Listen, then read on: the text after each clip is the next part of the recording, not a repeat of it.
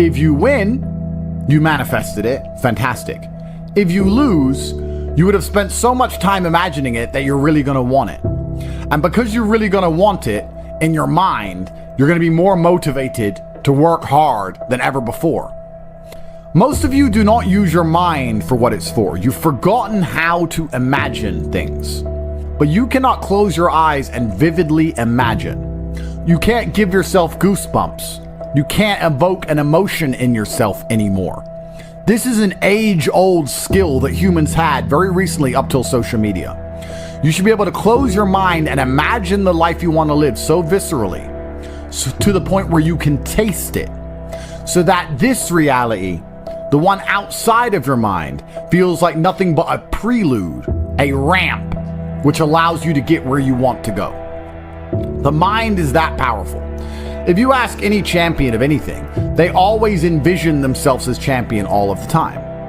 And the reason they do that is, one, so they feel confident, but two, so that if they don't become champion, they're more angry and more motivated for the next attempt to ensure that they do become champion. So that's the mentality and the mindset you have to have. Your mind is your number one ally in all things. A lot of you have been sabotaged internally by your own mind. Your own psyche is working against you. When you have negative thoughts that prevent you from being the best version of yourself, you should understand that your mind is attempting to betray you, and you should feel disgust because you have enough enemies. There are enough people in that opposing trench trying to destroy you. If you're watching this and listening to this right now, I promise you, if I were to give a button to most humans on this planet, if I were to go up to an average man, 25-year-old man of average income anywhere in the world, and say, if you press this button, this guy's gonna die.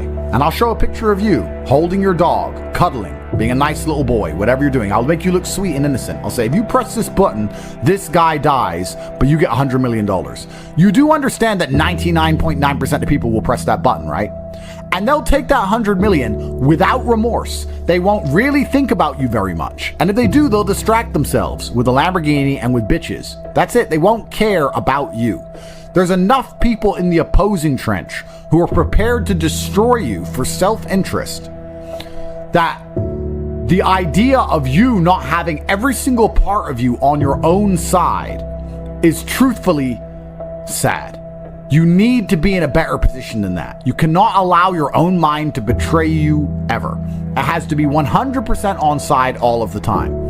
Once your mind is on side, once every part of your psyche is on your team, that's when you can go and look for other teammates. You can expand your network of other people whose psyche is all 100% on their side, and you have a unified outlook on the world.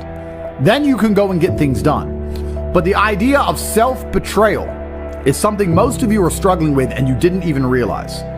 So as a thought experiment, we're gonna sit here and I want you to actually think about it. How many times have you doubted yourself?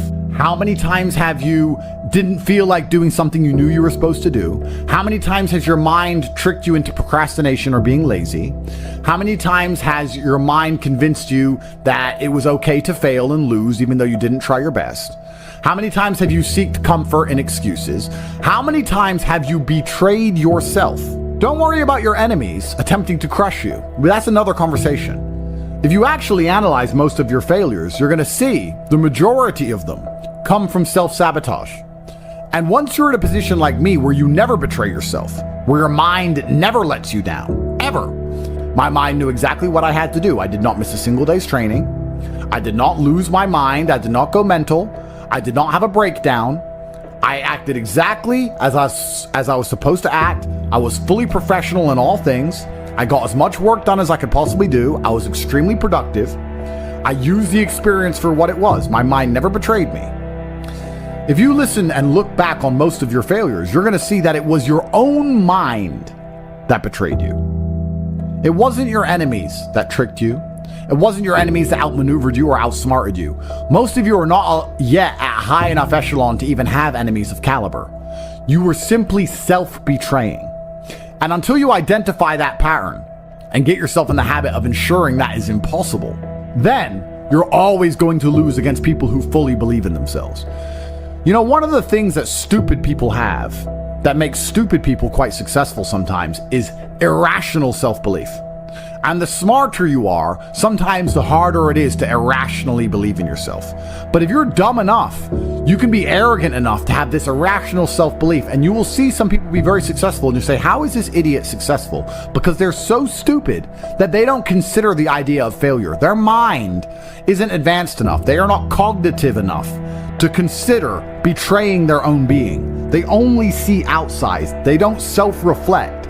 If you're intelligent enough to self-reflect, you need to do it so that you can come up with feedback so that you can constantly improve, but be very aware of the trouble that can come from a mind that's not 100% on your side.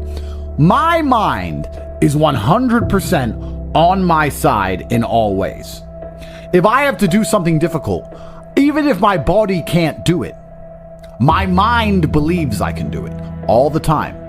And you'd be amazed how much of life, even in the physical realm, is mental. If you believe you can run a marathon, you can run a marathon. If you don't believe you can run a marathon, you can't run a marathon. Because a marathon is hard.